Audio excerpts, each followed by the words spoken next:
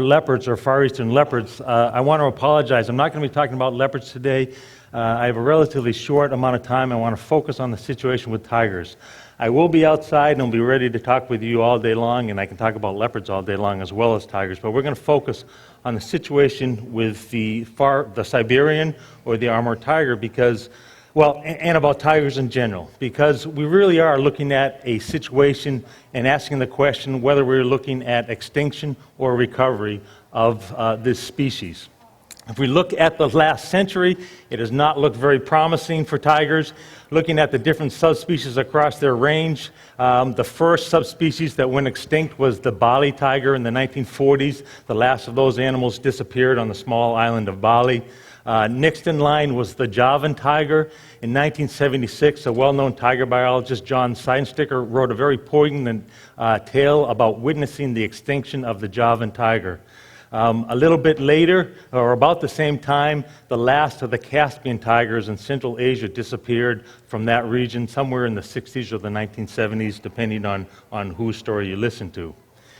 More recently, in 2004, Ron Tilton, a tiger biologist from the Minnesota Zoo, wrote a very controversial paper stating that the South China tiger had disappeared.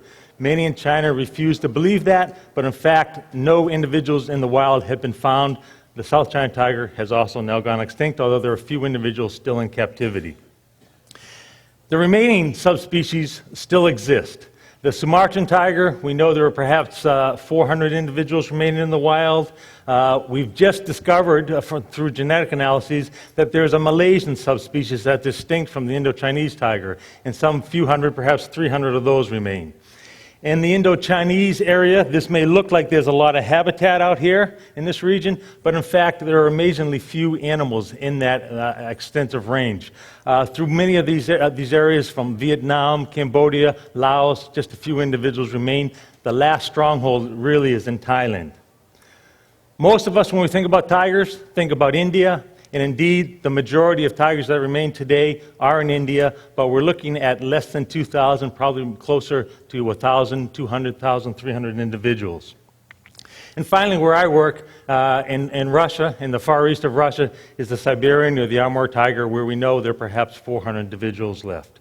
So we're looking at not a good picture of maybe the 8 or 9 subspecies, depending on how you define them, because some people argue that this subspecies in the Caspian are actually one and the same with the new genetic analyses. But we have 4 of these extinct in the wild, 5 remaining. And if you look at the slope of the curve with the loss of tigers, it is a very depressing picture.